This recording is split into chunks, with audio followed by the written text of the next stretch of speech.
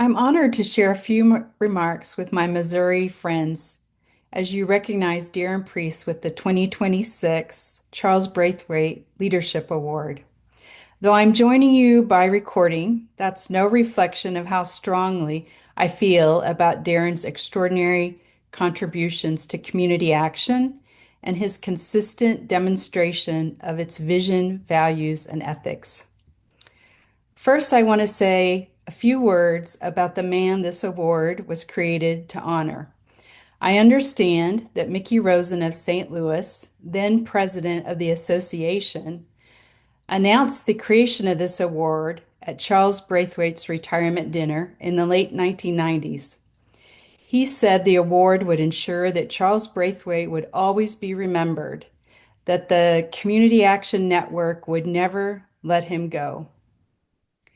Now, nearly 30 years later, we gather to recognize Darren's leadership and add his name to the distinguished list of community action leaders honored on the Charles Braithwaite Award plaque at the Missouri MCAN office. In doing so, we continue Mickey's promise to Charles and honor all that he contributed to community action in Missouri and across the nation. I met Mr. Braithwaite a few times, though I never had the opportunity to see him fully in action, but I certainly heard the stories.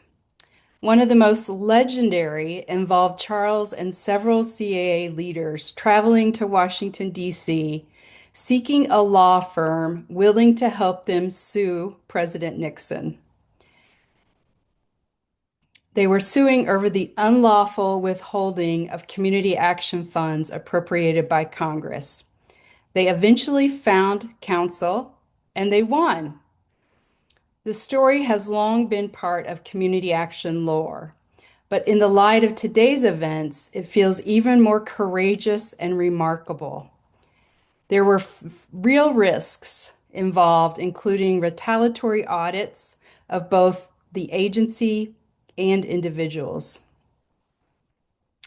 As I prepared these remarks, I called Charles McCann and asked him to reflect on Mr. Braithwaite's leadership.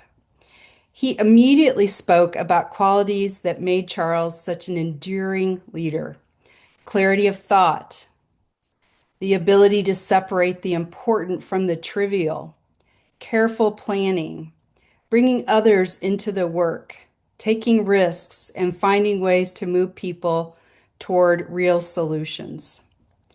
But what Charles McCann said he really admired most was Mr. Braithwaite's habit of thinking deeply.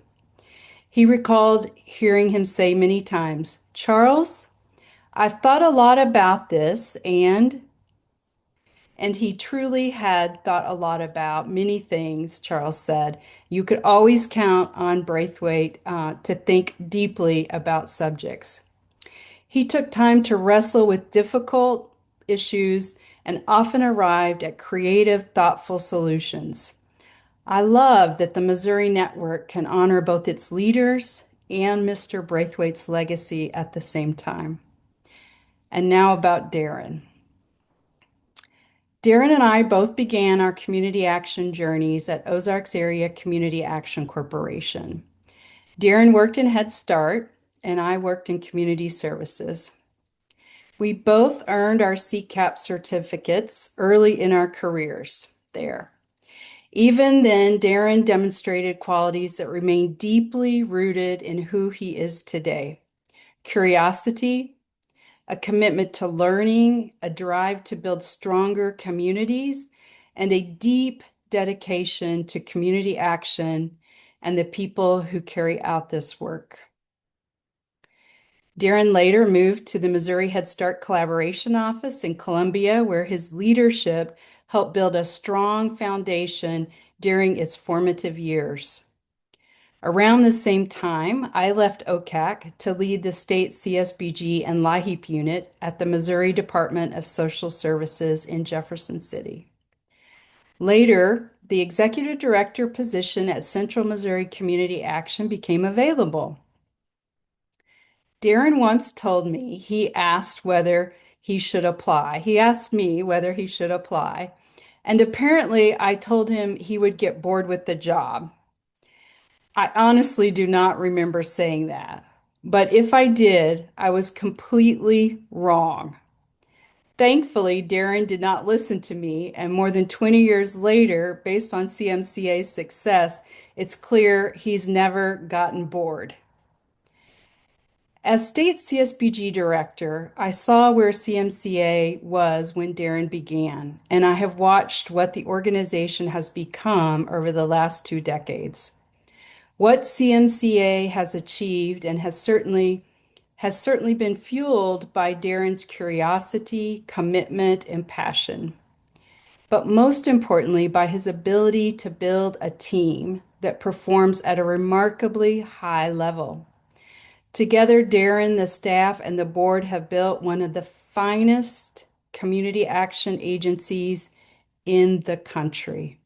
And I say that as someone who has seen hundreds of community action agencies nationwide. Darren is not a great man kind of leader.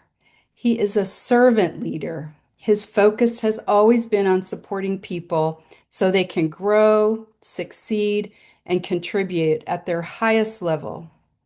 I have seen that again and again. And here's how members of his team describe him. He is grounded in a strong commitment to build meaningful and lasting relationships that further the mission and vision of CMCA and the entire Community Action Network. He demonstrates genuine concern for the well-being of staff, the individuals we serve, and the broader community. He challenges the team to reach their full potential while remaining highly supportive and creating an environment where staff feel both motivated and valued. He invests in staff to equip and empower the next generation of community action leaders. That is exactly what you would want or would hope to hear about a servant leader. And that collaborative spirit is deeply embedded in the culture of CMCA itself. Years ago, they intentionally reflected on their work and values and even chose to call the people they serve members. That says a great deal about how they think, about dignity, partnership, and belonging. Over the years, I have called, or maybe you might say harassed, Darren and his team countless times to join learning communities, participate in meetings, or serve on panels. Nearly every time they have said yes. Darren has always been willing to share his knowledge, invest his time in strengthening the broader community network. His service on the National Community Action Foundation board is especially important in this moment. I could say so much more about Darren and the extraordinary work happening at CMCA, but time will not allow it today. Darren, my longtime colleague on this community action journey, congratulations on this well-deserved recognition. I can think of no one more fitting today to receive the Charles Braithwaite Leadership Award than you. See you down the road, my friend.